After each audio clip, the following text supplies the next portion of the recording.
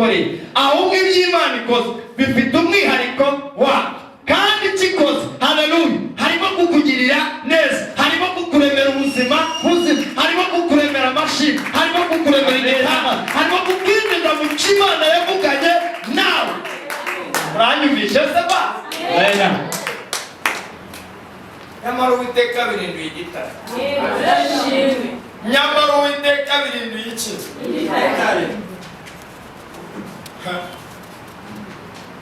Abirinduye iki? Amaze kukibirindura, Abayahudi bari aho ngaho, Abafarisayo bari aho ngaho. Nubwo akibirinduye, ntabwo witeze kubona ikintu kirimo hasi ko cyaba kizima. Ariko ngarararama, Yesu ashimwe cyane. Haleluya! Yesu nashimwe. Umwami w'amahoro arararama. Arama ngo data, ndabizi neza kusanzwe unyumva. Ariko kubw'aba bantu arabakwiteze kuzaseba. Harabakwitege babongo bizarangira. Harabakwitege bakuhaye n'iminsi yewe. Ndetse waciyeho n'agagatatu nta nzira azatambuka. Ariko ndayamubwira kubw'uyu munsi wabonetse ahera h'Imana, Uwiteka arongera birindura iki? Igitare. Ababyumva bahaguruke bagatera haleluya. Sabadaga. Ese ni muri gati binifata. Habirindura iki? Igitare. Uwiteka nawe turabiza asanzwe twumva nawe. Niyo dusenza natwumva. Amen. Amen. Urabiza usanzwe uvugana nawe. Kandi by'umubyeyi akabyumva akanagusubiza. Ariko uyu munsi ari ibikwitegeye. Amen. Amen. Amen. Ari ibikwitegeye. Ari ibiguteza iminsi. Ari ibikuraje ishinga. Ariko kubw'abantu bakugose, yongera abirindura igitare. Haleluya. Yongere kandi abirindura igitare. Kabiri, ibyari byarapfuye abizure. Amen. Ibyo Satani yaciyeho agakato, ndetse n'abantu mbibutse yuko Imana igiye kugusaba ikoresha abantu, na Satani yagiye kugusenya akoresha iki?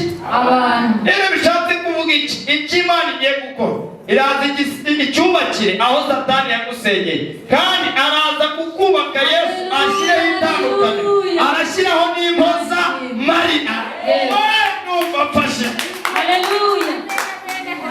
Yesu yaje kugusana, aza afite n'impoza marina y'ibyawe byahombye, kandi ibyazanye biza bifite itandukaniro y'ibyo wari ufite.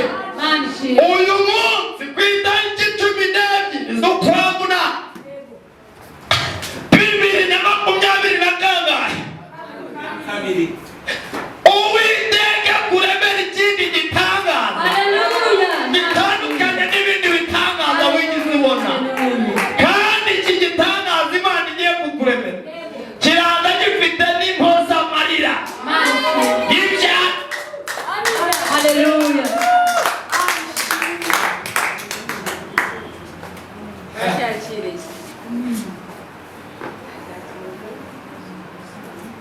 Ejyano harimo zikenewe gutabarwa.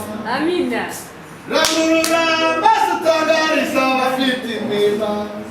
Bwira n'ababasha bashaka kwiyahura, dufite Imana itabara abantu.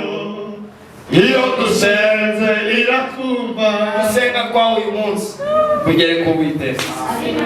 Sinzi icyifuzo ufite muri ano masaha, sinzi ikikuraje ishinga, sinzi ikikubabaje, ariko uyu munsi ize kumenyekana ko wasenga. Amen. Ndetse wabisengeye igihe kinini, ndetse bimaze n'iminsi. Ariko Yesu Kristo aravuga ngo ndabizi ngabye numva kunyumva Yesu, ngabye numva kunyumva Umwami Data cyangwa Imana. Ariko uyu munsi kubw'abantu bageze iki? Kubw'igihe usengera ibi bintu nawe mama, kubw'igihe umaze muri uno murimo ukubitwa ukakaye amazi arura y'Imana uyu munsi. Haleluya. Amen. Uwiteka kuzurira ibyari byamutse kandi abizurira aho abantu bakwitegeye. Ntajye kubizurira Kimironko, ntabwo ariho wasebeye.